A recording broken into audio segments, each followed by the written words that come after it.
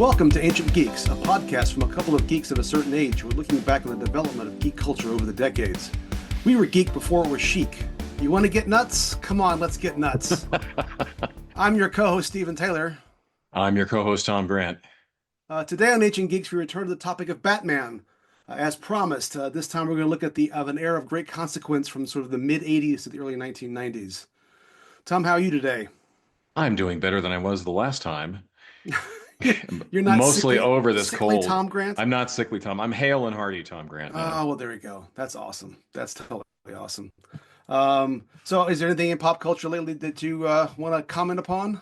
Well, other than all the Batman back issues that we've been reading, I would call out. I watched an episode of My Adventures with Superman, Okay. and I was kind of underwhelmed by that. I we kind of live in an era where I feel like there are just too many stammering, unsure of themselves versions of heroic characters.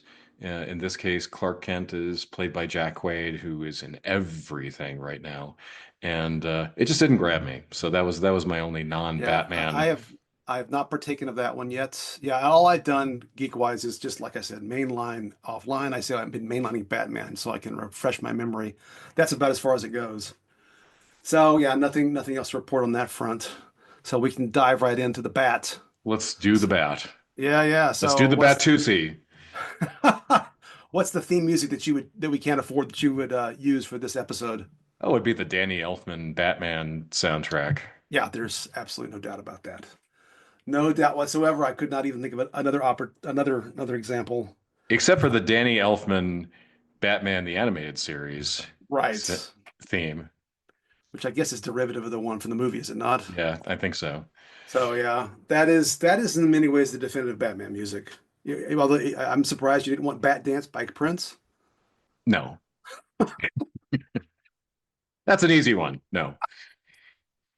Okay, so I thought we might briefly revisit because we did talk about Batman in a very early episode of Ancient Geeks. Our We talked first our first our first official episode one, episode. our first official episode, yeah, because Um, we're both big Bat fans. Big Bat fans. We talked quite a bit about both the TV show that we liked and also our early exposure to the comic in the 70s. We talked a little bit about the fact that the comic kind of got a little stale going into the early 80s. Mhm. But I think as you say, we were both big Bat fans. I think Batman's one of my favorite comic characters. Um, but really, there's a dare I say a Bat-assance in the middle 1980s, right? And Yeah, it's amazing.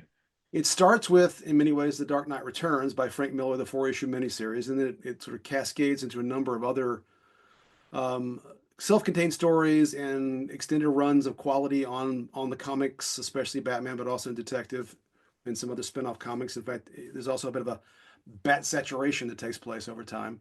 Yeah. Um, but Well, it's worth maybe saying how stale it was yes, before all of this please. bat renaissance started, because I look back through a lot of the I don't have the physical copies of the issues anymore, but I do have the ability to look at it on the DC app, and it was just not a good period. Just one sort of workmanlike Yeah. Batman story after another. A few new villains, some of the artists that I like Jim Aparo, Gene Colan, Mhm. Paul Neary showed up Yes. and did some decent art, but for the most part, it was just, as you said, stale. That's exactly the word. Stale. It just didn't. It was mundane. I don't know. Yeah, there was some art that was decent. There was some stories that were okay, but it was just not very exciting. It was certainly a pale reflection of the stuff we talked about with Neil Adams and even Marshall Rogers and all that kind Right. of stuff from the 70s. It just sort of was there. It wasn't terrible, but it was meh.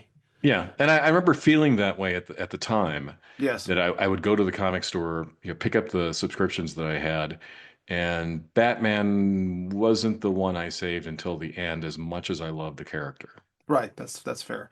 I mean, I know I collected some prior to the Dark Knight, but it wasn't a big priority. I was still mostly a Marvel person at that point, but I had been delving back into DC some at that stage of my collections. But and then this thing, the Dark Knight Returns, shows up, and I still remember getting it at the comic shop that I went to, and actually still have the originals in plastic in a long box. Although I read it on the app myself and I reread it for this discussion. But so so shall we just sort of talk about? I think that's to me that's the seminal publication that sort of changes the trajectory of the character in many ways, right? Yes. Oh, definitely. It is so for those that are unfamiliar, right? It's written and illustrated by Frank Miller, who had already made a name for himself at that point in a variety of places, not the least of which he'd already done his Daredevil run, correct at this point. Yes, and really Um, transformed that character. yes. So The Dark Knight Rises is a prestige it was a prestige publication. It was square bound. It was on a very shiny paper. Each issue was a little longer than a normal issue. It was really a graphic novel. As pretentious as that term can sometimes sound, it really was a graphic novel, right? It was a self-contained Yes. story. Takes place in the future, after Batman has retired. Jim Gordon is 7 years old, about to be forced into retirement. All I could think of was, dude, you should have retired before 70. Enjoy your life, for crying out loud. But I anyway, know. Did Jim Gordon ever enjoy his life? well, no, he did not. We'll talk some about that in a minute, I think. Um, and it talks really about a case in which Wayne decides to resurrect Batman because, gosh darn it, Gotham City is a hellhole. Yes. Um, Oh, and the country is a mess too. the country's a mess. It's really what's the word I want? Apocalyptic's not the right word, but it's dystopian is the word that I want. Right. Somehow Reagan's still president. All the superheroes have clearly gone into hiding. There's a Superman is in the shadows. In fact, you're not allowed to even mention him on TV for fear of the FCC shutting you down. Right. There are shades of the Watchmen in all of this, I thought. And I meant to look. Do you remember which one came first, the Watchmen or Dark Knight I don't Returns? remember. I don't remember. I want to say that Dark Knight was first, But it but was now, sort of the era of political satire, yes, yes, yes, and not just Americans, but also the British. It was there were British writers who were doing a kind of a very loud, full-throated denunciation of Thatcherism, just as The Dark Knight yes, is really a denunciation of Reaganism. yes, correct. So yeah, the Watchmen came out just soon thereafter. So it's really part of this, I think, yeah, 86 is The Dark Knight Returns, and Watchmen's 86, 87. So it may overlap a little bit. So it's all part and parcel of that sort of, in some ways, that critique of comics, that critique of a particular version of comics, at least, right? That Right. this emerges at the time, sort of very dark, both interesting, but maybe we'll talk about it, whether it was too dark or not, I think, at some point. But it is definitely a re-examination of the superhero genre in a way. Really, I guess Alan Moore did some of that with Mr. Miracle, speaking of British comics. Mhm. Right. And then Miller with Daredevil to a degree, but especially with The Dark Knight Returns. So, and again, in this story, right, he comes back and there's this gang called the Mutants that are taking over Gotham. Although I really, to take a side trip, and again, I think we should talk about this more in a minute. It really is amazing how awful Gotham City has always been, and apparently always will be. Yes. Raising the question of whether all that bat stuff was worth it in the first place, I guess. Well, it could get Um, worse. yeah, yeah, Right. that's right. So, there is this dystopian politics going on, and this gang, and then we do get the reemergence of Two-Face. We get some Selena Kyle stuff, although she doesn't really come back as Catwoman. But Two-Face comes back, but he's all, jacked up, even though he's supposedly cured. And then the Joker returns, and of course the climactic fight is between him and Superman before he, literally goes underground at the end of the series. Right. I know I'm hitting highlights. I'm assuming people have read this, but if they haven't, I'm sure we'll talk about some of the elements. But anything about the plot that you wanted to highlight that I missed, Well, or that we should drill I down would on? point out that Gotham City has probably the worst mayor ever. Just this vacillating person in the face of Yes. a crisis. And because the violence has really gotten out of control in the city. Yes. It really is. so terrorized that the leader of the mutant gang keeps coming on air with these ominous videos saying, we're going to kill Jim Gordon and drag his mutilated corpse through the streets. Yes. The mayor is done for. We're the future, and there doesn't seem to be a heck of a lot of pushback except for Jim Gordon. Right. Which I don't know. Did you feel like that was maybe overplayed a little bit? Just Yes. how? So, I mean, one thing that it struck me really, and I'll go ahead and start to draw in some of the other properties we'll talk about more specifically in a moment, but whether it is Batman Year One, whether it's Batman the 1989 movie, there's some very consistent themes of corruption and political, especially political corruption and weakness. The mayors are always idiots. Right. Sometimes the police are corrupt. Sometimes all the police are corrupt. Sometimes some of the police are corrupt. There's always this corruption that's running through all of these things. But the inefficacy of politics and the inefficacy of government is just it suffuses all of these narratives, right? Yeah, it's an Um, exaggerated version of hard-boiled detective fiction yes. or film noir, Oh where yeah.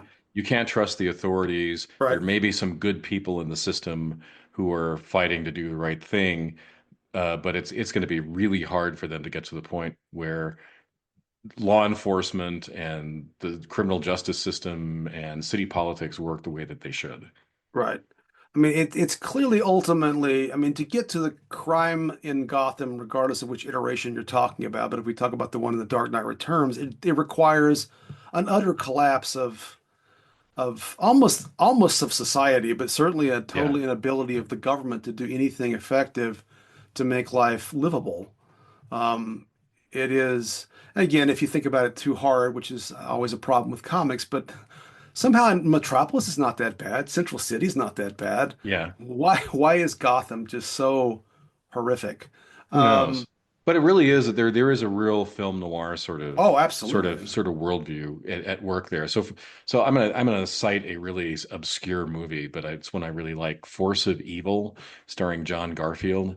And in the movie, John Garfield is an unethical lawyer who's trying to help the rackets that run the city, in this case, the real Gotham, New York Hmm. City, kind of go legitimate, but in the process also kind of expanding their control of the city. And that's the sort of motif now that you see in Batman and other Yes, comics like it, for the foreseeable future. yes. No, the noir. I mean, again, uh, I reread Batman Year One. That's a noir movie in a four-issue miniseries. Right. Well, it's almost explicitly such. But so, Yeah, and The Dark Knight Returns is kind of like a Mickey Spillane story yeah, it is and kind how of over the top it is. yes. I mean, so what do you think? I've got some suggestions. So if you haven't thought about it this way, but well, what do you think the thesis of the piece is, or theses of the piece is?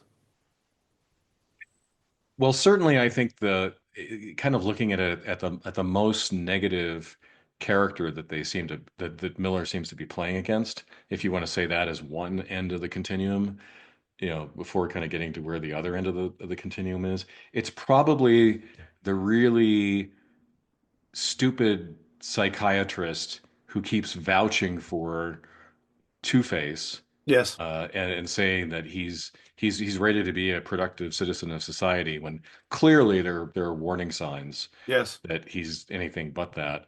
And then later on keeps popping up to say Batman is a menace.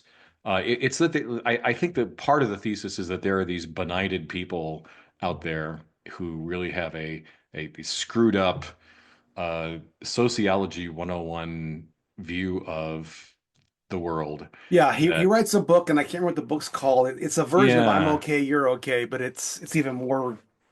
Right. It's this sort of it's sort of wishful thinking about crime and corruption.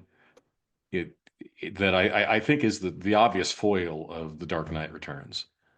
I feel like he's a major foil. I don't know if he's the foil. He ends up well. He the Joker ends up killing him because he gets the Joker onto TV on the Right. David Letterman show, or the David Yeah. Endocrine show, as they call it in the comic.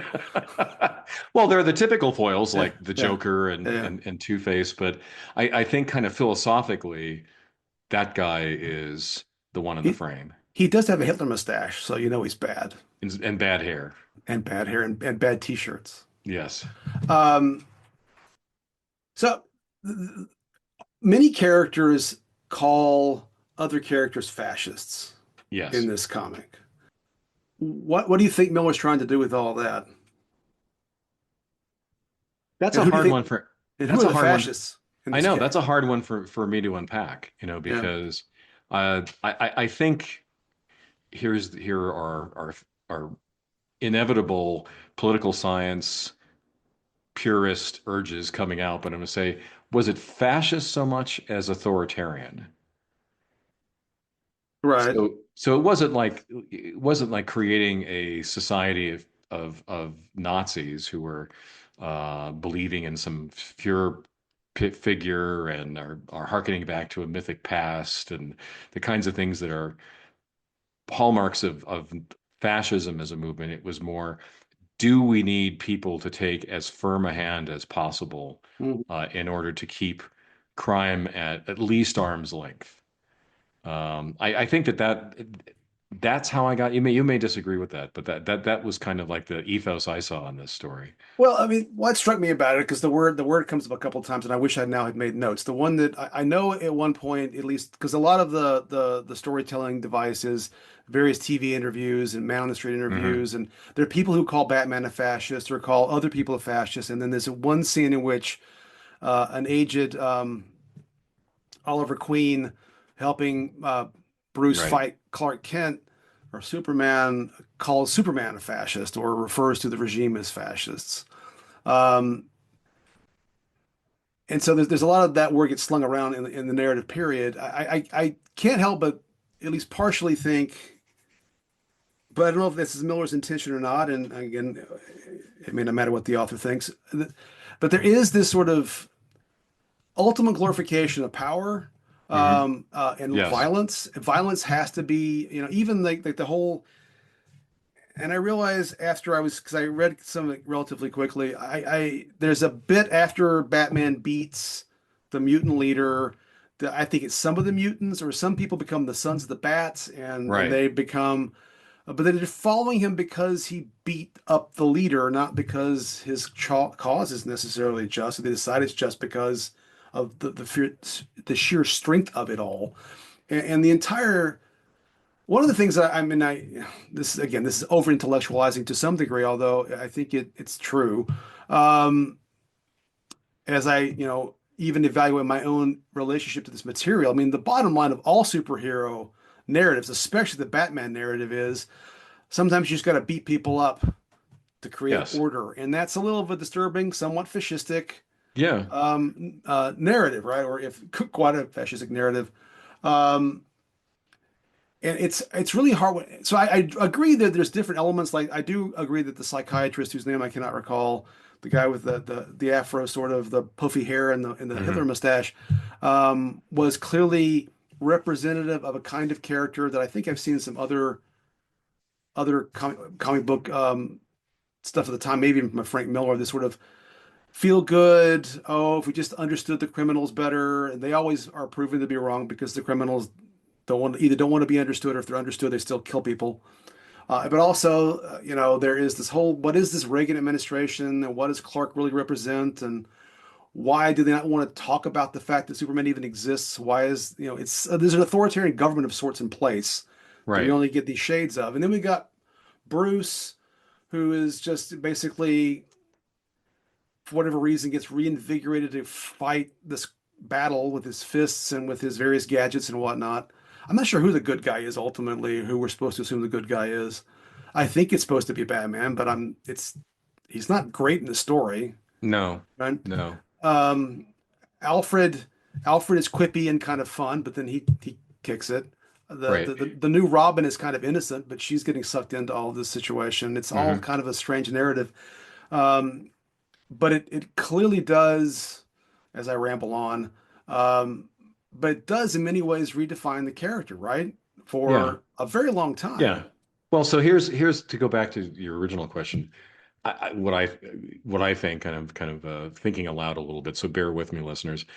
So I think, in one sense, the thesis of the story is there needs to be, as you said, the use of violence in order to keep an orderly society, Hmm. and that Batman had to kind of come back out of retirement because the people who claim the monopoly of the use of violence, i.e., the state, and boy, I'm really getting down the political science rabbit hole here, aren't I? Anyway, that they were just failing at their job, right? They just Right. weren't doing it, and harsh justice needs to be meted out. The justice hammer has to be brought down on somebody's skull in order to have a decent, livable Gotham City. But the other part of it is that the instruments of violence are being used in a bad way, not a good way, by the authorities. So in the pursuit of corruption in the city, or maintaining this vaguely defined authoritarian federal government, or whatever, that there's violence that the state is doing. And I think that's maybe the way that he's using fascist in that sense, Mhm. that Superman, in doing the bidding of the president, in trying to stop Batman, is being a witting or unwitting tool of that bad use of the instruments of violence by the state. That's my guess. Yeah. Another thesis that I noticed is there's a certain I don't know the word inevitability or almost a nihilistic approach, which is you are who you are and that's who you are. Yeah. Yeah, I think that's Right. definitely part of it. Yeah. Dent, even though Dent gets his plastic surgery and his face is restored and he supposedly is cured, he can't overcome his madness. The Right. Joker is, especially when the Joker gets reactivated because they talk about Batman on TV, that's who he is, even though he's been Right. kind of dormant for a while. Bruce is clearly who he is. Gordon is who he is. The city is what it is. It's almost um, like everything is predestined and there's no escape from all of this Yeah, it's stuff. almost So a that maybe there is an only medieval, here. very much a medieval worldview, Right.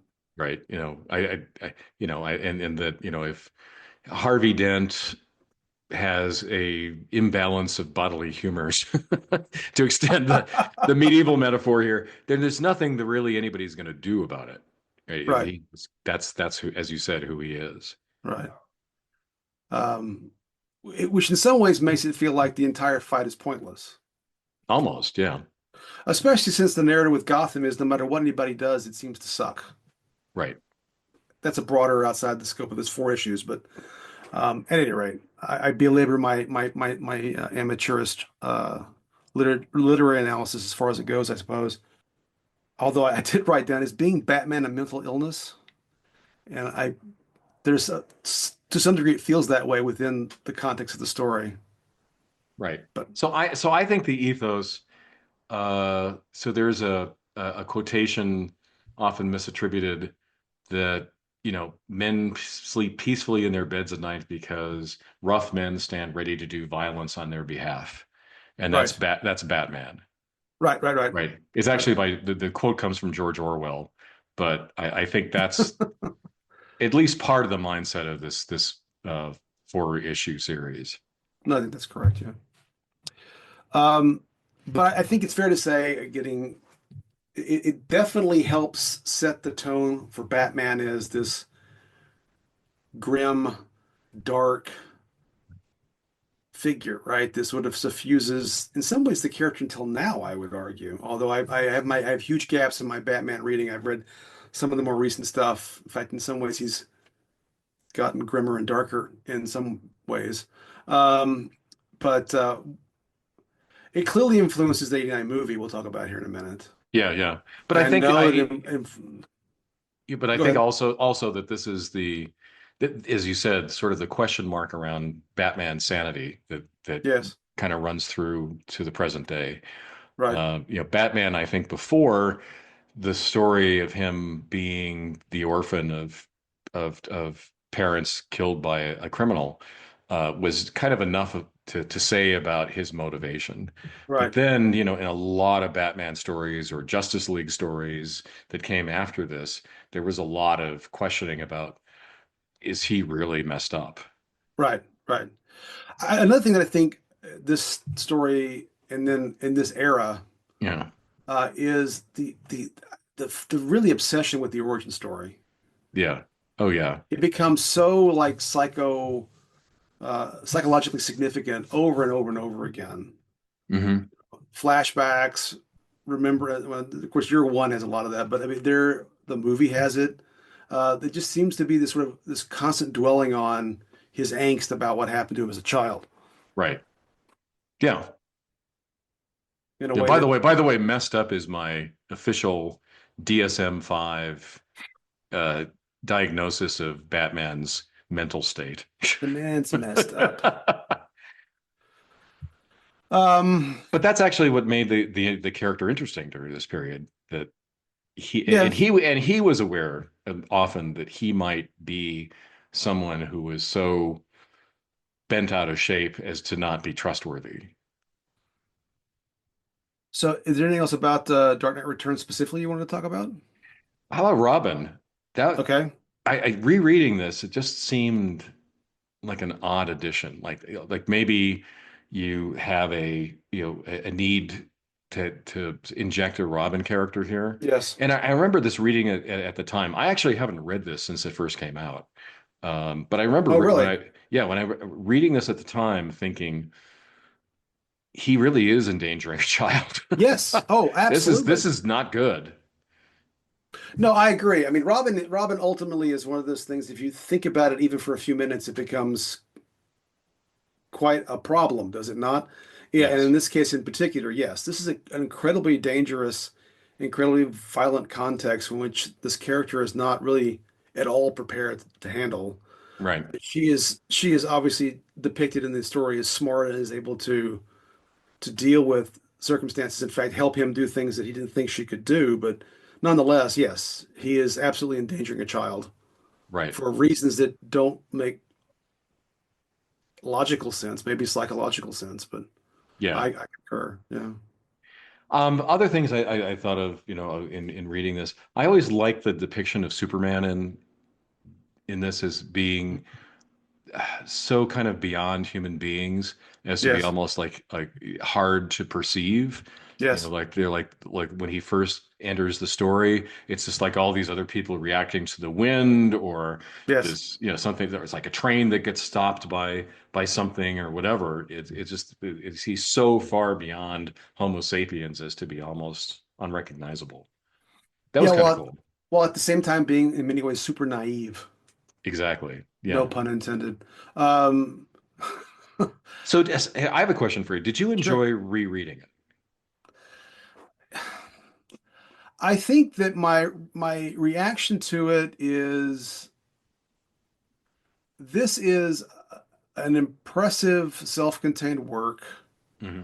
that has layers that, as I've already kind of described, bears some level of analysis and discussion and thought. It's and as revelatory as it was when I read it in 1986, it's just a very different kind of story.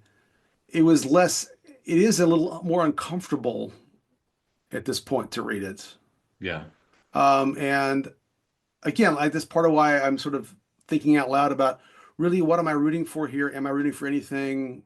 Is this just a story about again the tracks that people are stuck in, the sort of predestination of these characters in the setting, and that almost uh, like in Battlestar Galactica, all this has happened before and all this will happen Right. again, and we're just sort of Yeah. caught in a loop. Because in some ways, it is the same story over and over again with Batman, right? It's massive crime, trying to solve these problems, dealing with corruption, dealing with inept politicians, and then having to use the fists, but against and against this evil to try to tame it without ever really defeating it. Um, I think it's an impressive narrative, but yeah, I don't know that I. It's not entertaining necessarily. I mean, what was your thoughts on that? So it's again something I respect a lot that he Yes. did. And as you said, it kind of redefined Batman, and Yes. it had a lot of follow-on effects in comics in general, and in popular culture ultimately, because Yes. then the iceberg surfaces of all this comic content that Yes. now is now a big part of our popular culture. But so two things rereading it, and it echoes things I felt at the time, really stand out for me that I found problematic. One is it's overwritten. It Uh, is. it, Yes. it, there's so many panels of people talking on television Yes. saying basically the same things. I just Correct. that seemed incredibly self-indulgent, and other things too, like some of the fight scenes go on a bit long or whatever. It just seemed to me where Frank Miller was just kind of he needed an editor a little bit to kind of Mm, poke him, say maybe a little less of the of this stuff. The other thing was that it was so over the top in so many ways, and maybe something as gonzo as this, uh, the, has its own appeal to a lot of people. But when the Batmobile is not just a tank, but the biggest tank ever made, yes. and the amount of times that people get stabbed and still are able to keep moving, and other things that are just like so like way beyond the ken that I it just Yes. it kind of bothered me. And again, because it also it begged the question that you said, which was like, is this really entertainment? Right. Should I feel like kind of a little guilty Yeah, that's with about some of this? I think in some ways that's what I'm getting at with this whole, again, fascism is a complicated term to begin with, and it's fraught at perhaps at the political moment that we're in. But again, there's this balance, I guess, for me personally, and this is partially just being a man in my mid to late 50s rather than being an 18-year-old when I read this the first time, which is while I enjoy superhero stories, Right, um, there is something a little gross about, well, I'm going to dress up like a bat and I'm going to go beat people up because I know best, right, right? And that's that's a fantasy. I get the right, fantasy, but it's also a little like it's a little uncomfortable. And then when it's in, so one of the things I find interesting is I somewhat digress, but whether it's this, The Dark Knight Returns, whether it's Watchmen, which are both early iterations of this kind of thing, which are both also, I mean, Watchmen is a masterpiece, but it's also not exactly happy times.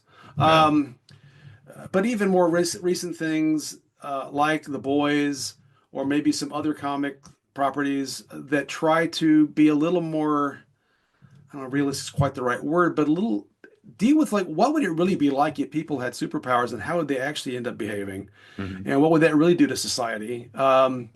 It kind of all this kind of burst the bubble of again we talked a lot about how silly comics were, especially in the 50s and 60s. You know, Batman's, Superman's a lion now. How does that work? Or whatever. So it's almost like a full rejection of that in this sort of more super serious, no, again, no pun intended kind of way. But it does raise questions about how entertaining should this actually be. And when right, you talk about the tank, that made me think of, and we won't, I didn't prepare to talk about this. I know you've read some, I've read some of the Absolute Batman series, where it almost feels like a lot of that visual tropes that Miller introduced to some degree in The Dark Knight Rises in the mid 80s has now just become just the whole story. I mean, Batman is ridiculously huge in the Absolute Batman, and it's hmm just a strange sort of like malformed entity like that tank Batmobile in the story. right. Um, Well, Batman has always been about restraint, yeah, and you don't get that from this story. that's right. And he never uses a gun. Right. He is willing to do things in an extra legal fashion, but it's more about turning criminals over to the authorities than it is meting out justice himself. That's fair. That's fair. I mean, I will say that there are something I did enjoy. Um, Miller's art was going in my view, and it's always Miller's art was going through a bit of a transformation during this period of time. It Mhm. wasn't quite the same as what he had with the Daredevil. Right. Some of it, I don't even know how to describe it. Like some of the, like you're talking about all those little individual boxes on TV, man on the street stuff, or even the people in the studio. They're drawn in some ways very simplistically, and his art style is kind of weirdly evolving. He has this thing he does also with like I can't even describe it, like circles and stuff on people's faces, like they're grimy, but I don't know what it's supposed to. Yeah. It's very stylized. But then there's some fantastic, which is I mean I enjoy all of it. It's impressive, I suppose, but there's also some incredibly impressive like splash page kind of drawings like Batman and Robin leaping out of the helicopter or when they're on the horses or Oh there's yeah. some really very impressive pieces and I actually did kind of like the fact that the way he draws Batman in The Dark Knight Returns, he's more of a boxy tank like guy, which is really more like what you would expect someone that does what Batman does Yeah. than more like a he's often skinnier. Anyway, I the art is I think impressive, although it is in some ways stylized. Anyway, that Yeah. struck me too. If The Dark Knight Returns had just been a bit of farce almost, right? Again, everything's so exaggerated in it, Yes, and it's telling this one story that is, a Frank Miller theme in Daredevil first about the limits of violence, right. or the proper use of violence, or whatever, however you want to frame it. And that brought into this in this again very gonzo way. That'd have been fine, but as you said, it didn't stop there. No, no, did not. It did not stop there. All right. Well, that's all I have to say about the Well, let's Dark Knight. transition. Right. Speaking with still Frank Miller, which is Yeah. Batman Year One, Hmm. which is sort of the semi-retelling of his origin story. Yeah. It is, as I already said, and I'm sure you would agree, it's very much written in the film noir style, written and drawn. Yes. But in this case, David, I'm going to say his name wrong. Ooh. Mazzucchelli, the art. No, who is the artist for Dark Knight Year One? I mean, Batman, Batman Year One. Oh yeah, It's I'm gonna mispronounce. yeah, I've messed it up now. Yeah. That Okay. guy, That guy. um, Mazzucchelli, something like that. Yeah. Um, but it's very much drawn like a film noir. Right. The guy that I was gonna say plays, but the police commissioner that's corrupt, he's got to be Sidney Greenfield or whatever his name is, right? I mean, Green from Street. Sydney Green Street. Green Street, Yeah. excuse me, Green Street. Um, and it's very much a story of corruption. The Right. police are corrupt, everyone's corrupt. Gordon is like thrust into this as the non-corrupt cop, Right. who himself though has a marital affair, so that extramarital affair, which causes his own set of problems. Um, Well, I think just to rewind a little bit, this is really the origin that yes, that varies from the way that it was shown before. Again, it was just solely about Batman, and the bat flies yes, through the window, and he says, "Aha! I will become a bat." And right, right, this is really about Gotham City. yes, And so Jim Gordon, as you said, comes back. He comes to Gotham City. He is an ethical cop in a highly unethical system, yes, and he has to kind of then assert smartly, eventually, the right way of policing. So he has a somebody who kind of sort of takes him under his wing originally, hmm Flass, the yes, other the other policeman, who becomes sort of then his focus. Like he's got to take this guy down because he represents everything that's wrong with the way that the Gotham police force is run.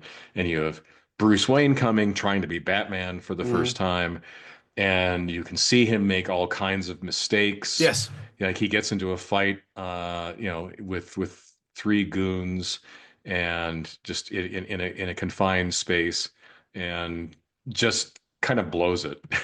He yes, wins the fight, but he does in kind of an incredibly messy way because he's good at this, and he keeps saying, "I'm still an amateur.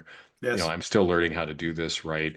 Uh, he has a mission in mind. He even calls the city, or the bad aspects of the city, the enemy. yes, But you can see that part I liked about seeing him learn how to yes, how to master his job just the way that Jim Gordon was mastering his job. No, as a narrative, it's quite impressive. Again, it's a self-contained four-issue run in the comic. I Mhm. think it's a very well-told story. It's sophisticated. There is this parallel between Gordon and Bruce Wayne trying to find their way in this context, learning and applying their own particular skills to that circumstance. It's a well done story. Um, Yeah, I liked it it's better than The Dark Knight Returns. no, it's definitely more entertaining if you want to put it that way. It is the characters are more relatable, Hmm. even though they're in a very bad situation. Although, as I note, and the part that strikes me though, as I was kind of referring to before, so Batman Year One, Gotham is terrible. Yeah, Dark Knight Rises, which is theoretically what 20 something years in the future, right. still pretty terrible. It's like, boy, this is all pretty hopeless. But it's an impressive story. Yeah, and also some like great lower key fight scenes. Like Yes. when the police surround the building where Batman Oh is yeah, yeah, yeah, yeah. and he like is running out of his utility belt devices and he has to Yes. figure out what to do to get out of this police cordon. That was terrific. No, it was very well uh, blocked and drawn and written. It was, Hmm. yeah, it's an impressive bit of work, I think. But it also definitely cleaves to the dark, very grim Batman, but also I think to your point though, unlike some other stories, it is still more low tech's not quite the right word that I want, but it's not over the top at all for the most part, except for Right. maybe the his little device it calls the bats. Hmm. It's all reasonable things that a person might be able to do. Yeah. And it ends in a way almost like the Christopher Nolan first Batman movie, which I wouldn't be surprised if Christopher Nolan got some inspiration for this with like Jim Gordon saying, "Oh, well, there's this new guy on this new villain on the scene, the Yes. Joker Yes. who tried to Yes. poison the water reservoir." Yeah, yeah. Anyway, so Yeah. Yes. That was very good. mhm. But it didn't become canon. So it's worth saying, I think that it was also, as you said, self-contained, not Mhm. just in the sense of here's a story arc that comes to a resolution at the end, but it's not like the character restarted from that point, the way Oh, that, yeah, that's true. So my yeah. It wasn't a interpretation of reboot of Batman. My interpretation of that at the time, and even rereading it, and then I also reread Batman Year Two, was an attempt at simply a retelling of the origin story.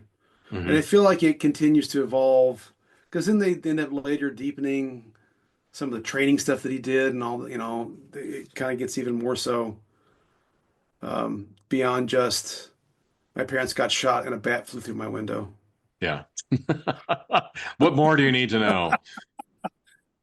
But again, there is a great deal of focus on the origin story. Mhm. Um, and which becomes again this sort of ongoing, relentless part of the story of the character.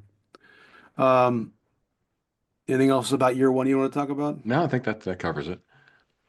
Um, Now you said you didn't review year two, but I'll say this. I did read it recently, Okay, so I can definitely talk about year so two. I forgotten a lot of year two for some reason, but I reread it. I didn't necessarily enjoy it as much as I didn't. It's not as good as year one. I think that much is clear to Yeah. me at least. Hmm. Um, it was a different kind of story. My interpretation after having read it was an attempt by the authors at the time to recontextualize some of the very, very early Batman stories where he did use a gun at some point, as I recall, Hmm. and did was more violent as Yes. to why he doesn't do that. Hmm. But I also found the whole, again, obsession with the origin story because it's all about encountering Joe Chill. Yeah. I found all that kind of ridiculous, to be honest. Yeah, it was a little pat to have the person who killed Batman's parents be the person he has to collaborate with. But I did like though that it tried to make sense of Batman's code. Like it's That's so, true. in the story, he winds up having to work with the underworld in order to put a stop to somebody who is an incredibly violent precursor of Batman who comes back. It's sort of like the Reaper returns instead of the Dark Yes. Knight returns. So the Reaper is this I guess he was around like 20 years earlier.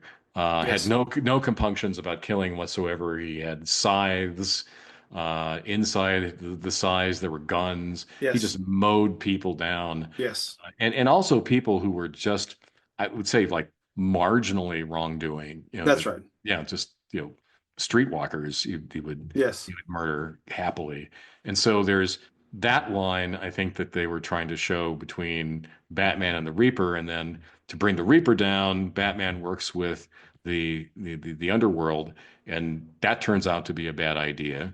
Yes. And he has a gun, and that turns out to be a bad idea. So Yes. in that sense, I liked year two about the kind of the intent to show why Batman does follow his set of rules, even if Right. maybe some of the aspects of the execution weren't as So good. yeah, I mean, I agree with that. That's kind of what I guess I mean by trying to Hmm. recontextualize his behavior over time, Hmm. including some of his early behavior where he's, again, we talked about it in passing last time, that there are some cases where he threatens to kill people or in fact kills people Oh yeah. uh, very early on.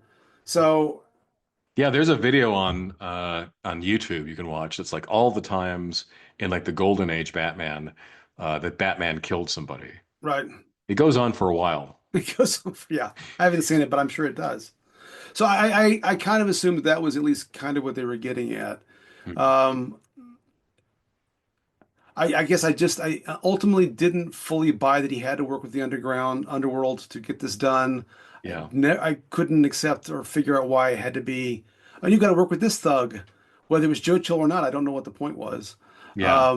and ultimately was a little dissatisfied with it. And I remember feeling that way at the time, although again I'd forgotten almost everything about it until I reread it. It's been a while, but Hmm. yeah. Though it's worth saying, I think the animated uh, series producers, writers, animators, and so forth did a good version of this.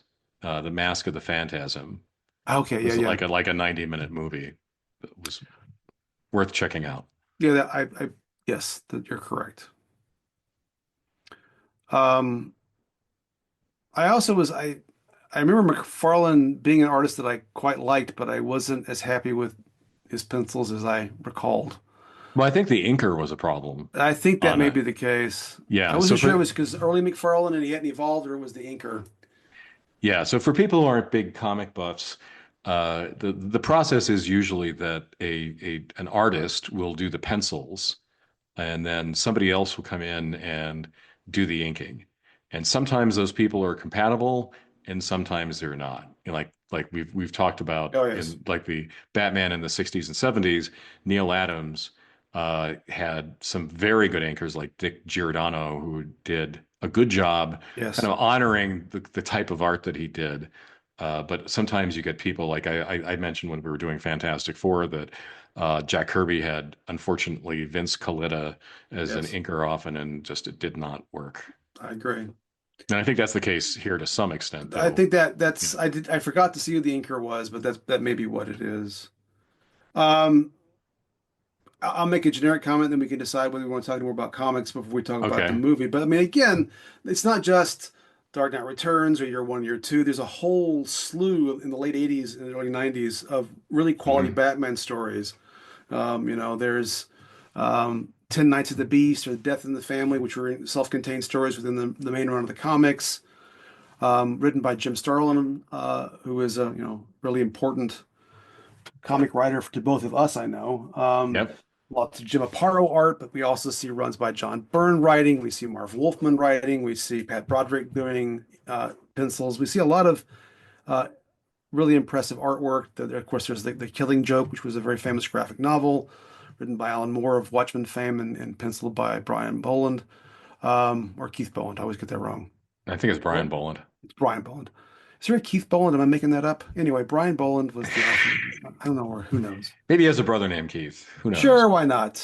Okay. Um, Yeah, so Jim Starlin plays a surprisingly large role here. yes, I did not remember until we're doing the research for this, but Jim Starlin, if people don't know, started out in Marvel Comics, and he did Captain Marvel, and not the Shazam version, but Marvel's version of Yes. Captain Marvel, which set up Thanos as Yes. the villain. Thanos is really it was Yeah, he's Jim the creator Starlin's of Thanos. creation. Yeah. Yeah, Adam Warlock, Yes. a kind of a favorite character. But for a lot of this Batman Renaissance period, he's doing the writing, not the art. That's right. In in Death in the Family, where Robin dies. Dun dun Dun dun. dun dun. And there was a poll among comics Yes. fans to determine whether Robin would live or die. I don't know what that says about comics fans at the time that they voted for him to die, but he also did The Cult, uh, Yes. yeah, which is one of my favorite Batman stories, with Bernie Wrightson, one of my Hmm. all-time favorite artists, doing the pencils on that. So Jim Starlins are also as responsible, I think, for a lot of modern Batman as Frank Miller is, I think that's fair. Yes, and you're right. And Alan Moore. And Yeah, Alan Moore. Yeah, I yeah, think that's correct. Yeah, I remember that Starlin did the writing, but I was surprised when I did the research. I forgot how long he was on the book. It was yeah, a couple of years. yeah. And you're right, some very important stories. I did forget. I remember when we did the first Batman because I episode I looked it up, but I don't know if you asked me before I did that research who had killed off Robin. I don't know that I would have said it was Jim Starlin, but it was. Um, so you want to talk about the movie? Well, can we talk first about dark superheroes, or did you want to do that after the movie? Let's do it after. Let's do it after the movie. Okay, let's forge on then. Let's do the movie and then because I think it fits into that. It sets the stage, and we can talk about some of the consequences of all this. I think Okay. so. Batman '89, which you and I actually saw together in Hmm. Irvine, California, when it premiered at that time. Um, you wanna kick it off? Yeah, I mean, there was a lot of buildup for this movie. Yes, there was. Uh, Certainly, since we did bad 70s superhero TV in our last episode, Yes, I think there was still a hope that a lot of people had, including people who weren't comics fans, that there would be another good comics movie after the Superman movie in 1979. There was I think a lot of receptivity on the part of audiences. The thing which I think shocked a lot of people was it seemed like they had the wrong director and the wrong lead yes, actor. yes, So there was a lot of debate going on about Tim Burton. Who's Tim Burton? He's the guy who did Beetlejuice and Night. Oh, sorry, I'm thinking about Michael Keaton, but he did Beetlejuice and these other kind of quirky comedies. This is the person who's going to direct a serious Batman movie, and then Michael yes. Keaton, the guy who was in Night Shift and Mr. Mr. Mom. Mom. Yeah, a comic actor. It's like there was immense skepticism about the movie from some quarters, which is a good object lesson to everybody today on the internet who tries to pick apart every movie before it comes out, because you just don't know No, until you the don't movie know. premieres. Um, anyway, and I think everybody was just floored Yes, by the fact that Jack Nicholson was going to be the Joker. yes, yes. That was a shocker. No, I mean to your point, right about movies and anticipation. I mean, yeah, we had '70s TV superheroes, which were all terrible on Yeah. balance, as we discussed. You had Superman movie, which is impressive. Hmm. And then the most proximate superhero movie, or at least comic book movie prior to this one, was Howard the Duck in '86, which was abysmal. I like to think that that never happened. It was just It's a fever dream I had, and oh my goodness. yeah, it was really awful. As I think I've described in the podcast, but maybe I haven't. It's one of the few movies I walked out on. It was so bad. My wife, my well girlfriend at the time, and I just can't even. And We don't have a we don't have a soundtrack in yeah, this show every time, but I think maybe like we need a sound effect, like wah wah, for all the times we've like watched the Spider-Man movie, or we mentioned Howard the Duck, or anyway. oh man, it was bad, bad, bad, bad. So yeah, there was not a whole lot of hope here.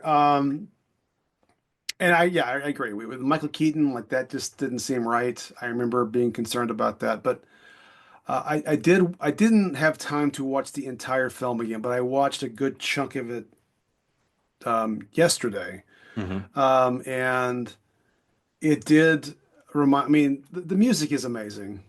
Yes. And that I still remember watching it in the theater, that opening sequence where you don't know quite what's going on. I thought they were flying through the Batcave when I Hmm. first saw the Yeah. movie. But it ends up being they're just flying through the logo, the Yes. stone version of the logo. And then you get Gotham, which I think is it's like I wrote down Gothic Gotham. It has this sort of modern Gothic aesthetic to it. Yeah. I also noticed after, and partially I know that it's the technology. I know it was a feature film, um, but while Gotham is grimy, it's not muddy, grimy, colorless the way all those 70s things we watched were. I mean, it had a Yes. certain vibrance still to it. That was very Uh, stylized. Very stylized. I remember being faked out at the beginning about the family and the kid, thinking this was the origin story, and because they're coming out of a theater and they're trying to get a Hmm. cab, but it's not Bruce's family. Although the origin does come in through it later. Anyway, but yeah, the whole music. I realized that's where the voice comes from. That's what Batman sounds like from that point onward. Right. Um, Yeah. Michael uh, K. Keaton doing the yeah, raspy I'm voice. Batman. Yeah. But anyway, but you can see from having read The Dark Knight Rises how it very much informs the story. Yeah. Yeah. It's a different aesthetic. As you said, it's very gothic.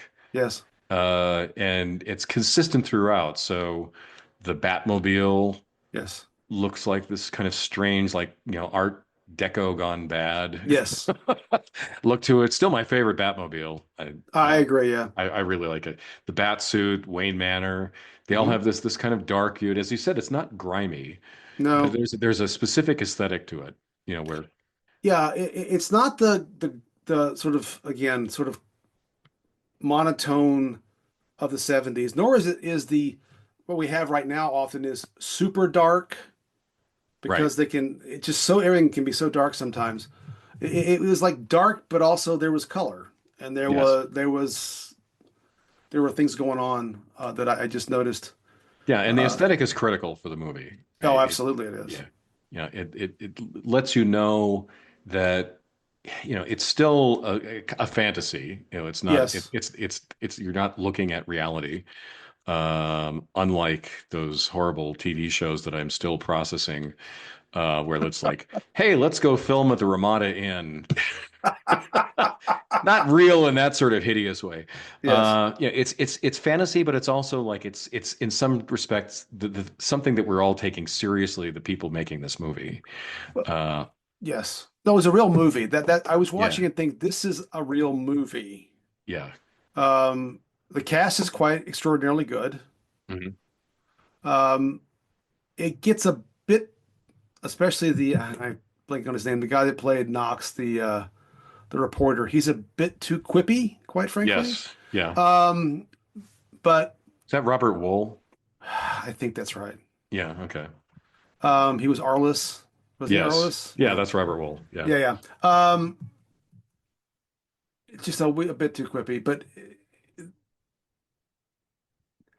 I it struck me that, and it brought me back to this thought, having watched it when I watched it the first time, but it is in some ways, although it hasn't quite reached its full evolution, I guess, it's in some ways the first really good comic book movie. And I mean that even better than Mhm. Superman. Superman felt like we're going to make the real world but put Superman in it, Yes. right? This felt more like, as you say, it's serious, but it's still kind of a fantasy. It's not a comic book the way that the original Batman show was, where they're almost trying to like make a Hmm. comic panel on screen, but it did capture a bit more of the spirit and aesthetic of being a comic story, but being a live Right. action one. And it felt like it captured, even though it still obviously isn't set in the comic book DC universe the way that Hmm. they try later. It did feel more like, yeah, this is really capturing a comic book story, a superhero story in a live action way that that nothing really had quite done before for me, even the Yeah. Superman movie. Well, it's stylized in the same way as the comics are stylized. Yes, yes, In that sense, I think it's a great comic book movie because you get a little insight if you're not a comic reader into right, why people like you and me really enjoy the art because, Gotham City is not like Metropolis. Metropolis is right. shiny and hopeful, looking ahead to the future. You know, just the look of Gotham City in a lot of the comics and in the movie makes you understand like this is a place where people are just struggling to get by from day to day. Which just struck me, and not to digress on this. Mhm. This just goes to show the moral failings of Superman. Metropolis doesn't need Superman. Gotham City needs Oh Superman. yeah. He shows up Anyway, every once in a while. every once in a while. Well, what about the first time we see Batman? Wasn't that terrific? Yeah, it was terrific. The it was it just it exceeded my expectations, Yeah. right? It's like, okay, this is actually Batman, even though the costume doesn't look quite like the comic book, Yeah. but it's still, yeah, it was just, He's a little stiff, but it's a Batman fighting thugs sort of scene that felt yes, right, I right? agree. I agree. Yes, absolutely. Um, what did you think of Nicholson as Joker? Oh my God, fantastic, right? Yeah, I he's mean, really, really good. yeah, it captures the insanity. Yeah, Yeah. it did strike me watching one scene, especially it's the one right after he kills Jack Palance, whatever his Yeah. character's name was. He laughs. And like he's reminding me of Cesar Romero in that scene. Hmm. But yeah, but some of the side stuff, they just makes noises and like Yeah. goes off on these reveries. Like this dude's nuts. Yeah. And also I think it's a hard thing to do with a live action Joker Yes, is to make him seem smart enough and also it obviously intimidating enough yes, that you could believe he heads a criminal organization, even though he's a total lunatic. Right. agreed, Yeah. agreed. Yeah, it's like when he's talking to the corpse Right. about, oh, you think we should grease him? Ah, okay. I'm glad you're dead. Yeah, it's Well, and also like classic Joker moments, when yes, somebody's gonna die in this scene, yes, but he's hinting at it, with this sort of tongue-in-cheek way that, he right. is the clown prince of crime, and like, you're my number one guy, you know. Yeah, yeah, That scene, like, oh geez, yeah, yeah, here yeah, it yeah, yeah. comes. Yes, yes. Yeah, hey, it's fantastic. No, he's very good. Um, it worked in some ways better than I expected. Now, I never fully enjoyed the, oh, I made you, you made me business that he ended up being the guy Mm, that killed Bruce's yeah, parents. But, that that's was one not, of the things at the time I just thought, oh, come on, that's really forced. yes, yes. Um, Didn't but need that it wasn't, necessarily. no, it wasn't necessary. It was not necessary. There is, I think, I don't know. I did feel like there was a little pacing issues with the story at times because they were trying Hmm. so hard to do the superhero part, the Joker part, and then the Bruce Wayne part. Yeah. But that's all right. I often complain about pacing. I remember at the Spaghetti. time I was a little disappointed that they felt they had to have a Joker origin story. I mean, Hmm. this is a Yeah, nail I keep hammering on over and over sure. again. But I think that some antagonists don't need an origin story. This wasn't bad. No, It wasn't bad, and in hindsight, it's actually pretty good. Yeah, I without divorcing it from like the connection to Bruce Wayne. right. Yeah, I'll take that part out. I mean, I didn't Yeah. mind the origin story part only because it really set up the whole taking over the criminal enterprise um, Yeah. part of the story, which is a part about the broader corruption of Gotham City, which again, Gotham City, man, run by imbeciles. Right. Like, we're gonna have this celebration no matter what. It's, Yeah. I mean, and how hard did they look for a guy like Ed Koch to play the mayor? I Oh mean, good yeah. Lord. Oh no kidding. Oh no Um, kidding. uh, I always, every time I see the movie again, I always regret that Billy D. Williams did not get to be Two-Face. Oh, I think he would have been good. I Yeah. think it would have been good. But Uh, the movie overall, it just, as I said, it sagged in a couple of points, but it otherwise yeah, yeah. moved really well. You had great Batman fight scenes. You Yes. had a hint of what we were talking about before about Batman being a little crazy himself. Yes. and that played well against the Joker in the movie. In a weird way, you could kind of like couldn't wait for Joker to come back in the next scene Right. because he was so Right. entertaining. Oh yeah. Yes. Where does he get these wonderful toys? Oh, it's my favorite line. That always, yeah, that's just fantastic. Yeah. Um, Yeah, so and it came at this time, as we were saying, when Batman in the comics had become like another step in maturity. mhm. So it was a good timing for like if you wanted to dabble as somebody who'd never looked at comics seriously before after watching the movie in Batman comics, That's right. it wouldn't be silly. That's right. It was certainly, as we pointed out, it was that era is far and away better than even say 5, 6 years before, Yeah. in the sort of more boring time period. But let's see And here. Kim Basinger was eminently forgettable in this movie. I concur. It's like I every mean, once in a while I have to remember, like, hey, was that Kim Basinger who was in the first Batman movie? Oh yeah, that's right, it was. yeah, there was Mm. that was I think in fact most of the things that lagged for me in the movie were this sort of trying to shoehorn in this love story Oh yeah, yeah. that that just Batman and love stories don't tend to work very well Hmm. because it doesn't when does a man have time to date? This is what I'm thinking. I mean, he's Oh got to yeah. pretend like he's a billionaire philanthropist during the day. He's like up all night long. I mean, there's just no time for romance. Well, and they've made that point over and over again in Yes, the yes, yes, comics. Where like going back to the 70s during the Englehart Rogers run, yes, he has a girlfriend he's gonna get serious with, but then yes, he realizes, he's putting her in danger constantly, yes. and she finds out who he is, and she wants to be supportive, but if I remember correctly, it wasn't like she was thrilled, like, oh, great, Batman. That's right. That's right. Cool. Well, yeah, I didn't revisit this. I do remember it distinctly. I've seen the movie multiple times over the years, but Yeah. the whole part where Alfred brings her down to the Batcave, like, why are we doing this? Why? Why are we Why? doing this? And especially if she's going to leave at the end of the movie, then it just doesn't make Yeah. any sense. But that's just griping. What about Michael Keaton as Bruce Wayne? What did you think about as Bruce Wayne? I remember like when we saw it, being really pleasantly surprised. I thought he was Yes. good. He was really good. He could play the playboy, not in sort of exaggerated camp way, Right. but as you might imagine a rich person would act. And then, kind of the transition to being Batman, kind of going back and forth between those two personas was pretty good. How about you? No, I agree. I mean, I was again, at the time I was concerned. I remember being concerned, like how is Mr. Mom going to be Batman? It just doesn't Yeah. track for me. And not only liking the Batman part, but yeah, I liked his somewhat different. Instead of being just all, suave and cool, he's a little distracted. Yeah. But like in this way, like his mind's clearly someplace else, but he also is aware what's going on and thinking Hmm. about things and kind of quirky in a way that I found appealing. Yeah. Again, some of the romance stuff didn't quite work, but that's okay. That was down the list of importance in the movie. Yeah, Anyway, it it's was it's a funny Hollywood conceit that goes way back. Like I remember, yes. like when I was a kid and I started watching war movies, Hmm. which were primarily about World War II.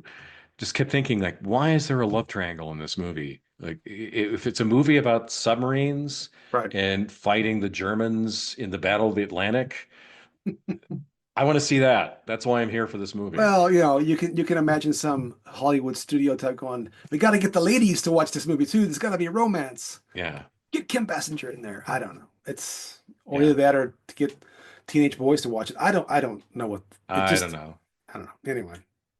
Anyway, I think it was a well done movie. It was probably the best of those movies. Oh, yeah, definitely the Hmm. best of that run, Oh yeah, yeah. until later. And just worth saying, hugely, hugely successful. Yes, yes, it Yeah. was. Yeah. I don't remember going back and seeing it again, but I knew people who did. Yeah, I don't And, know if I saw it in the theater again. I mean, again, I know I had it mhm. on VHS tape at one point. Yeah. And in rewatching it, and I don't know when the last time I saw it. It's been quite some time, but I'm like, I remember way too much of this to have only seen it a handful of times. It just a lot of it Yeah. just really came back to me. Yeah. At One of any those rate, movies that really sticks with you. yes, that's true. So yeah, let's talk about dark superheroes in general, or what this then said about well, all this sort of era, how it contributed to that phenomenon, because it really did. Right. Well, So so what we're talking about here is there was a period like in the late 80s through the early 90s that there was this fad around making superheroes more edgy yes, and more dark. How would you define that? I- it tends to be more. They're more tortured. There tends to be more violence involved in some Hmm. capacity, more moral ambiguity. Right, Um, Trying to cleave away from the sort of Boy Scout kind of Superman-ish, right, pretty boy kind of stuff. And I mean, I think it continues well into the the biggest manifestation in pop culture of this is the way Schneider approaches all of the characters, which is right. everyone's literally wearing dark dark costumes, Hmm. and everybody's brooding and no one's having any fun. And that's what I think of when I think of dark, grim, dark Yeah, stuff that just seem to. I think a lot of artists learn the wrong lesson from Dark Knight Returns, cleaving to these more morally ambiguous aspects of characters in a way right. that can be interesting, but we don't all have to do it, I guess, is Yeah. the thing. Well, so I said, do you mind if I kind of go Go run right through a ahead. list of characters You to go right kind of ahead. really symbolize what we're talking about? Yes. So Daredevil, when Frank Miller was doing him, was I think not a dark hero, but somebody who really was conflicted. And, as we said before, there was a lot of musings about violence, Yes. and, his chief nemesis, Bullseye at the time, was Yes. somebody that Daredevil kept asking, if I keep if I keep turning this guy into the police and he keeps getting out and killing more people, am I doing the right thing? Or maybe there Right. is a plan B I should be seriously considering. The Punisher, I think, was the most conspicuous example of the dark hero. He wears a skull on his shirt. It's not subtle. Right. Where Batman might infiltrate an organized crime family, he just killed them all, right? Well, Batman would investigate, turn them against each other, get the police to show up. The Punisher would just like mow people down with a machine gun. speaking of the Punisher, actually, I think is a good illustration of part of what you're getting at, in that the Punisher, and I'm blanking on who created him right now, it's somebody famous. He was creating the Punisher as a critique of this kind of approach. Right. But then, and that's in the 70s Yeah. when he first is introduced. He's always not, we're not quite sure if he's supposedly a good guy, but he's really a bad guy. Right. But by the time you get into the 90s, he's almost like celebrated for not being the guy that's willing to kill people, right? Right. Yeah. Well, And Spider-Man's trying to stop him all the time right, in the 70s. right, And in that's the right. 80s, he gets like his prestige comic series drawn by Yes, Mike Zeck. And anyway, yes, exactly. And that's sort of the transition. And I think, and I'm interrupting your list, no, it's okay. but to your point about defining what this really means, it hit me really what it is. And it's what you just said about Daredevil and Bullseye. I think one of the main things that happens is this examination, sometimes in a sophisticated way, and often, more often than not, in a hand-fisted way about, well, the solution is just killing Right. people, and that someone who has a non-killing person code is just a dupe or a dummy, Yeah. and we need to figure out a way to make it um, to deal with, again, meeting out that kind of ultimate justice. Although, again, you can't kill everybody in a comic book because you got nobody else to fight anymore. So there's Yeah. always that problem. But I think it is that, how far should the violence go, and how far should the comic book hero be the judge, jury, and sometimes little executioner? I think that's part of what Yeah. this whole grim Yeah. dark thing is about. Well, and Wolverine also, I think, fits into this. Yep. So, I mean, he Yes. was insanely popular as a member of the new X-Men that started Yes. in the 70s. And again, we all knew, when he went in to fight somebody, unless it was a giant robot, he was cutting them to pieces with his razor sharp claws. So that was one of the inspirations for this dark turn, that a lot of comics took. Lobo was Hmm. another one. Basically, intergalactic motorcycle punk, uh, swinging a chain around. Okay, so that was another one. Yes. Right. Um, but there were also like I think that there were characters who were not necessarily as violent, but were part of this effort to try to be more mature. And the stories themselves, if they wanted to depict really dark things, murder, Yes. rape, child abuse, whatever, it was in the pages of these stories. So things like Swamp Thing and Hellblazer, had again not violence, but other really dark aspects of human beings on display. Yes. I mean, and of course, the classic Swamp Thing run is Alan Moore, who also wrote Yeah. Watchmen, who also wrote The Killing Joke. And we didn't talk Hmm. about The Killing Joke, but it's a disturbing story. Terrible Yes. things happen in that story. Hmm. Um, and so I think also part of this sort of dark return, as you point out, is ramping up what the bad guys do, Yeah. um, and reflecting some pretty horrific kinds of criminality and not just, Right. either just robbing, but maiming and killing and maybe worse in some case, torture, that kind of thing, sexual crimes, Hmm. and then ramping up the stakes for the hero is how they should react to it. And again, you throw in all this. If the authorities are corrupt and can't actually stop these people, or they're not powerful enough to stop them, what should the hero have to do? And that's partially also what I was getting at with some of this stuff about this reexamination. This kind of starts in the 80s about, or this examination of if what would it really be like if these people had powers, and they would often use Right. them probably in pretty unhappy ways, shall we say? Yeah. Yeah, and this is around the time that also that the Wild Card series came out That's right. in fiction. So if people don't know, George R. R. Martin did write things before Game of Thrones, and he was the editor and sometimes writer of a series. A lot of other really good writers contributed to it. Yes. That was exactly this. It was what if superheroes existed in the real world? Yes. And so there's all kinds of very dark themes going on. Correct. Yeah, they were usually collections of short stories. I guess there were some novels Yeah. that I never read, but I read a number Mhm. of the early Wild Cards collections. I mean, Yeah. it's funny because in some ways we talked about this a couple episodes ago. I mean, ostensibly, the thing that Marvel was doing with the Fantastic Four and Spider-Man was trying to figure out what would it be like in quote unquote real life if people had powers, but obviously they didn't really fully examine that in a Right. super serious way. Um, I mean, we all these are power fantasies, and but people with power often abuse power.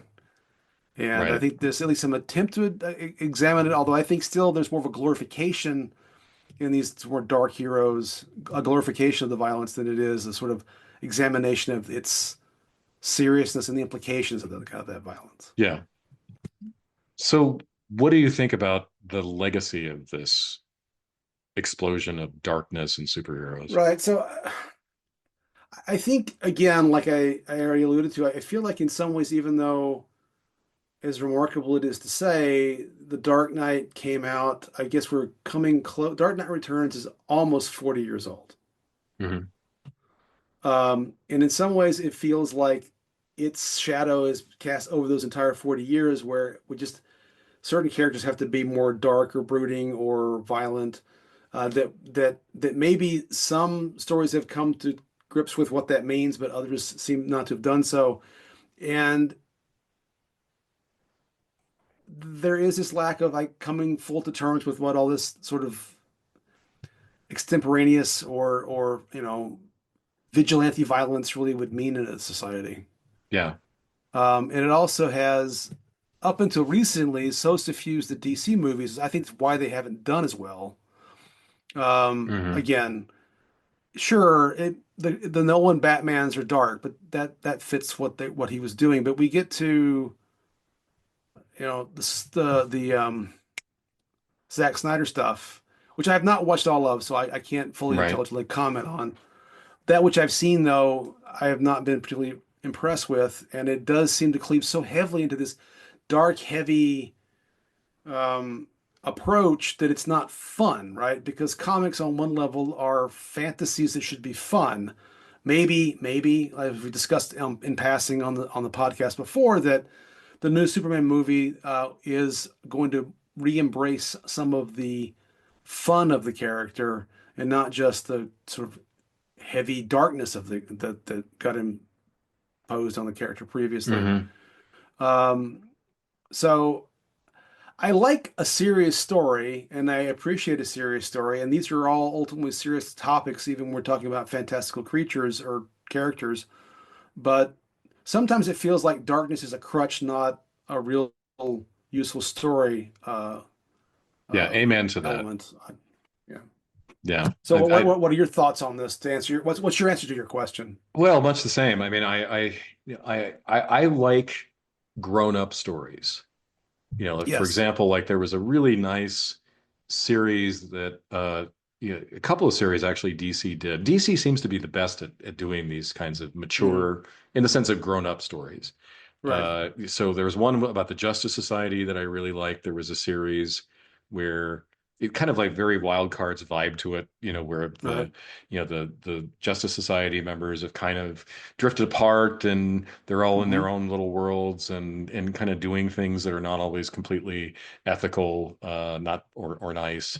There was another one, it was kind of set with the Justice League in the 60s, uh, that was good in the same in this kind of the same sense. It was, kind of very much mirrored the same themes as this Justice Society story. I like that. I like people struggling with, for example, like, Green Lantern's running a business now, and he feels like he's lost his way as a grown-up person, Hmm. and maybe putting on spandex seemed silly to him at some point in his life, but maybe going back to that is he's doing more good in the world than what he's doing running Ferris Industries. Right. Um, that kind of story I really like. The ones that are just, kind of the characters with lots of shoulder pads and knives rampaging around killing people, that's that's just puerile to me, and Yeah, and and I agree. not interesting, because there's no struggle there, right? Like Right, right. what makes Batman an interesting character is that he does struggle. He struggles to know how far outside the law to live. He struggles how Right. much violence to use. Even struggles at times like, should I be doing this? Right. Right, right. Same with Superman. There are things that Superman could do all the time that he imposes constraints on himself. This is just, kind of like violent fantasies, a lot of the dark stuff that came out, the worst dark stuff. There's good dark superhero material, and then there's just these kinds of juvenile stories and characters. Yeah, I think it circles back, I guess, to what I was even asking, sort of without realizing it. When we're talking about Dark Knight Returns and the sort of deployment of the word fascist, there is some of this dark stuff you say it's the juvenile fantasies. It is this sort of very simplistic assumption that applied violence can just solve a bunch of problems Hmm. without any sort of thought to justice or to the responsibility of all of it, right? I mean, again, to be somewhat cliche, but when you were talking, I was thinking about, with great power comes great responsibility. The real Right. examination of that, it's a real Hmm. thing, right? And not just in comic book stories. It really, a lot of this, I mean, part of what makes a comic book story interesting, a good comic book story, is trying to deal with the implications of evil in the world, but what can you do to combat it? And how does that then affect real people? And if you have certain kinds of powers, how would you use them to solve these problems? Or Right. can you solve these problems? Along with just generic examination of various interesting, fantastical stories. Hmm. It doesn't all have to be like deeply serious, but it should take seriously its own Right. real you, right? That's all I guess I'm asking for. Absolutely. Yeah, and I'll make one last comparison to film noir. So, I have watched a lot of film noir. I will continue watching a lot of film noir. It's one of my favorite uh, bits of filmmaking. And one of my favorite movies is The Third Man. And in that movie, there are three characters who represent kind of different moral universes almost. So there's Joseph Cotton playing somebody who is kind of a naive American, in Vienna. post-war, and he's kind of blundering around trying to do the right thing. There his old friend Harry Lime, who is this absolutely amoral person who nonetheless has all sorts of quick justifications for all the horrible things that he does. He's just a real moral void. And then there's this woman who's not a love interest. It kind of goes against convention, as we were talking about here, Mm, like in movies expecting there to be a love interest, who has kind of the morality of the survivor. She's a decent person, but she's also living in really bad circumstances where she occasionally has to, lie or do some other things that are not exactly legal in order to survive. And to me, that's mature, and that's an interesting uh, way of looking at problems that people face, whether it's in post-war Vienna or in Gotham City, right. right? And to me, the really bad, grimdark kind of stories that there's a lot of in comics is just kind of I think just morally deficient in that sense. It's not thinking in those sorts of terms about how people grapple with a combination of their own little angel sitting on their shoulder that's telling them the right thing to do, and maybe sometimes some awful circumstances that they live in where they have to try to figure out what compromises to make, if compromises are the right approach, instead of just, again, superheroes with lots of guns and knives running amok. That's just juvenile. Yeah, yeah, yeah. Pouches, lots of pouches. Lots of pouches. Yeah, that's more actually a little more 90s, but I know. it's where this heads. When you said knives and stuff, I just thought about all that. Is it Jim Lee? Yeah, and Uh, Rob Liefeld. yes, that's the one in particular. Actually, it's Rob Lightfell's the one I'm really thinking about, Yeah, where everyone had lots of pouches and lots of knives and lots of lots of shoulder shoulder pads. pads. Oh my goodness. Yeah, bomber jackets were big. Yes. And I think there are two people listening to us right now who understand what we're talking about. Could be. At least two. At least Yeah, at two. least two. At least two. Um, both listeners currently no. Anyway, yeah. So are we exhausted at this point, our comic talk? I think so. Just we haven't done the merch. No, merch. I just was gonna Okay. wait. So merch.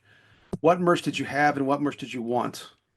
So at this point, I was in college, as you know, Yes, yes. and You're in grad school at this point. I Well, was in grad depending. school. Yeah, Yeah, I was in grad school. So I think probably a Batman T-shirt was the yeah. merch that I had. And I had too many T-shirts of different geeky things. Uh, Yeah. so that was my T-shirt period. How about you? Yeah, I did not have a lot, but I did have a Batman t-shirt that I know that I wore to the premiere of the movie. It's one of the few Yeah. times I've done stuff like that.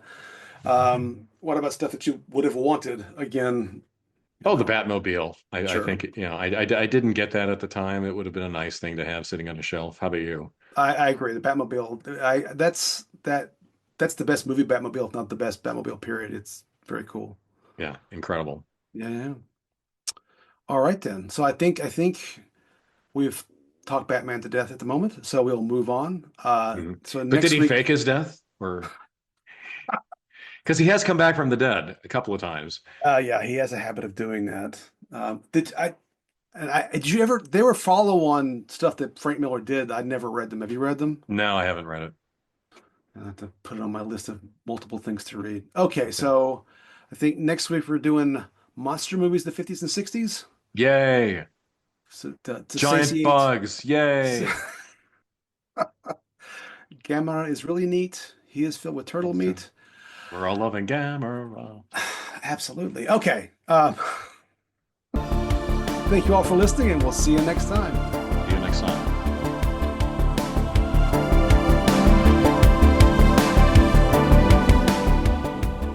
Thus endeth the 13th episode of Ancient Geeks. Thanks for listening. We hope that you enjoy the podcast enough to subscribe.